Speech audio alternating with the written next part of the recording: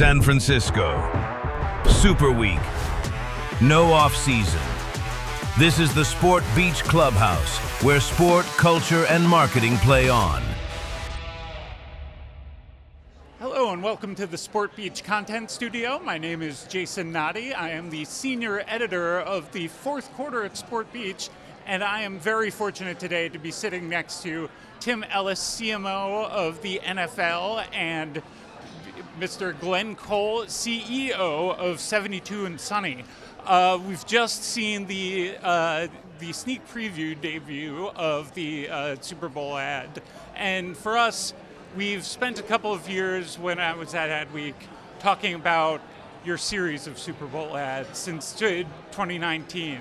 That first year, you took the helmets off, you handed off the football to the new generation of fan. You basically looked at the glass ceiling and pushed right through it.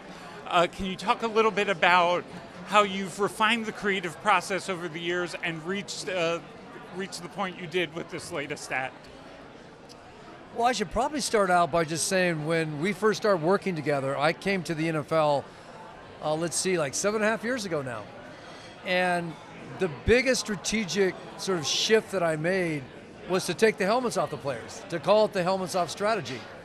And that allowed us to humanize the league and really put the players at the forefront and have them sort of be the voice of the NFL. And key to that was to ensure that we got behind the players in what they really cared about, right? So, and that could be anything from gaming and fashion to an important philanthropic, right, foundation or something. And I think that has really allowed us to have a more authentic voice. It's allowed us to connect with a much broader range of people than ever before. And then the other thing we did was just try to modernize and focus a lot of our communications towards just a more multicultural, broader audience, right? And I think by doing that, everything began to feel more relatable and more fresh, and ultimately more, like I said, more human. And so that first ad was kind of a beautiful expression of the helmets off strategy, because even though we were celebrating 100 years of football, there wasn't one helmet in the entire ad, right? It was just all these NFL greats and NFL currents who were expressing their love for the game, and then we added in influencers and creators. We added in girls and women football as well. And so it was not just kind of a look behind, it was a look to the future, right? It was about, this is about also the next 100 years, not just celebrating what we've accomplished in the last 100. The NFL is also, in a way, it's a house of brands. You know, each of those players he's talking about in that ad, they were brand name guys, whether they're the LaDainian Tomlinsons and Barry Sanders who were in there, or the Aaron Donalds, who I think were just, that was his first year, I think, in the league, or second year. And reflecting on it and having just watched it, I love that they each also got to express their brand personality in the moments that they had, from Brady asking Baker to hold these rings to Jerry Rice, looking to catch, like the one guy who's going to go be open, to Dion high-stepping, and I think that's also the way that this new strategy is manifesting itself. Not just the helmets off, but these are not just interesting individuals, distinct personalities, but kind of their own brands. And we're here to support you guys, like a master brand would. And also use the NFL to bring people together, because we knew that a lot of these, super cool young influencers that our older generations would have no idea who they were, right? At the same time, we knew our younger audiences wouldn't know who Jim Brown was and all, people like that, and that's okay. We want people to talk, to converse, to come together, to enjoy the game, and so I would say on the one hand, we are expanding constantly, opening our arms and expanding the NFL. At the same time, we're uniting and bringing people together.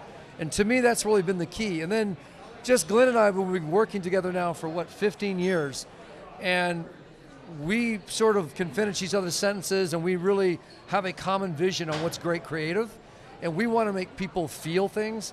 It's not just about something which gets the attention or that people might just talk about. It's something that people will deeply consider and maybe reconsider and have an impact on them in the long term, not just the short term. And I think that when we think about the work that we're about to debut now in a few days, I mean, if you don't get emotional from that ad, I don't know what, right? It's a very genuine, emotional, heart felt ad that is just about bigger, more meaningful things than just football, right? It's about changing young people's lives for the better through mentoring and coaching. And the way it's brought to life, you can't help but feel better about your community and better about the NFL. And for us, I think that's a very important part of why we do what we do. And you talked about the House of Brands factoring into this. Now a House of Initiatives as well, looking at the way that the NFL has been able to integrate flag football into several of these campaigns, looking at the way that it's been able to integrate the international expansion into it, and now looking at the way that it's bringing youth sports and coaching and mentoring into it. Can you talk a little bit about some of the conversations that you have together to bring these initiatives in as the campaigns evolve? Well, it is a strategic question, so I think getting to what you see inside the NFL will be the most revealing. And I don't have the visibility he does, but we do have visibility of, and our responsibility is to have visibility of what's important to people in culture, the average person, across all the cohorts that matter to the NFL. And so each of your examples, whether it was flag football or the internationalization of football, not just the NFL, or anything else, or mentorship in this case, not only has its roots in an ambition that the NFL might have as a business, it has roots in maybe a cultural statistic. So in the case of this coaching ad, on one hand, Tim and I have had an itch we wanted to scratch about honoring coaches for years now. Now that itch met a data point this fall where we're seeing a decline in volunteer coaches, not only across football, but across all sports, because it's just between social media and the sideline behavior of parents or whatever reasons, it's on the decline. And that's suddenly like, oh, not only is something we want to do, there's something that must be done by someone or some entity. Maybe we can help, right? That gives us a little more confidence in deciding what, to make that the initiative this year, as an example. And we always use the Super Bowl for our most important strategic initiatives, right? I mean, one of the great things about working for the NFL is that the marketing group really does have a seat at the table for the most important decisions, at the NFL. I mean, I report directly to Roger Goodell. I sit with all my colleagues, and we don't just obviously talk about marketing, we talk about the business, but marketing plays a pivotal role because our job, of course, is to increase our fan base, right? And the way to do that is through young people, girls and women, and Latinos. Those are our three most important acquisition targets. And so when we come to the Super Bowl, there's a reason that flag has become a center focus of a lot of things that we've been doing over the last several years, because it's about participation, which is inclusive. It's not just about boys playing tackle. It's about boys and girls, men and women playing football and participating. And we know from all of our data that triples the chances of you being a lifetime fan, right? If you play the game, you are 3 times as likely to become a lifetime fan. So you know that you're building your base through that. And so it's kind of interesting that even though football, flag football is part of kind of operations, if you will, it's actually a marketing strategy, right? Flag football is about marketing and making the game stronger and more diverse and more inclusive, because we know the behavior has a long-term effect. And I know these are typically short form. You brought your long form guy in to do this, but I'm going to bring you down to one last question.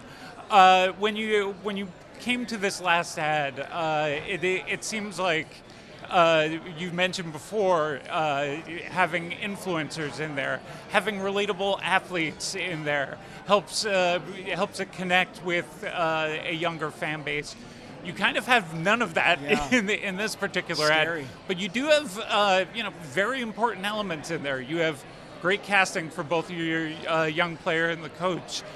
You have a whole lot of IP that typically doesn't play together on the shelf, making a very realistic representation of the audience you're looking to speak to. How important is it to get these kind of elements right when you're taking your biggest stage and taking your big swings? Well, authenticity, not to use a word that's halfway jargony, it is critical in what we do, because we want to connect with people emotionally and authentically. Now, when we had this idea, we didn't talk about what IP should be in the room. We talked about it's got the power of the boy really believing what this coach has said, the power of the coach delivering a message that could be timeless and universal, not just applying to football, but to any sport or life. But when you get into execution, and you're like, okay, well now we're in a room, how do we make sure this thing connects and people don't just rule it out as this is just, fake world ad. I remember we had at the end of one of the meetings, we are going to try and get all the most real toys this kid would have in his room, right? And Tim said, this is absolutely important. And they went out to some are their partners, licensee partners, some are not, just friends, or maybe clients of ours in the case of Mattel. I was really thrilled that they all saw the opportunity in it and volunteered to bring their IP. It actually was more, it wasn't seamless, but it was much easier to get their approvals. Well, not even their approval, their enthusiastic participation than I expected. I mean, I would say within days, they were sending boxes of toys saying, hey, take your pick here. And I think that speaks to how they felt like this is an authentic message they want to be a part of. I think they were connecting with, this is an important message, and obviously 200 million viewers in an ad.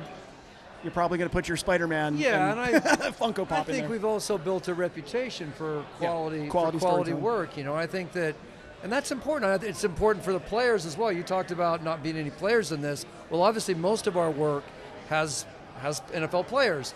And because of the work that we've been doing over the years, they know that we're going to make them look good. Yeah.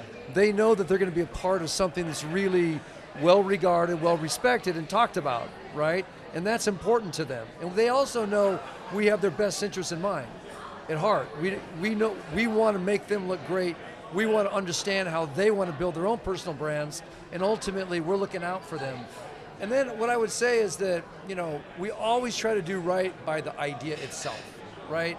Of course, we talked about the fact that there was no talent in this ad. There was not a famous song, not a famous influencer, not a famous player, nobody, right? It was just Spider-Man's pretty famous, but carry on. Spider-Man's famous, that's true. That's true. But we thought about it like, but why would we do that? It doesn't make any sense. It's not authentic to the creative. And so I think really believing in that idea and doing things which is right by that idea was very, very important to us. And I'm personally very proud of that. And it is a risk, right? You have all these, 65, 66 different marketers who are competing, if you will, in the Super Bowl for attention and to get their message out there. We always choose things that are strategically important to the NFL. We always choose something that has an element of risk in it, right? And so we don't play it safe at all when we go to the Super Bowl. And we just craft the hell out of everything we do. I mean, he and I get very involved with every development part. We have great teams. He has a great team. I have a great team. I think it's all one pretty team. Good. It's one team. I think he's definitely a very good leader with all of his group. I like to think that I created a strong team, that I'm a leader.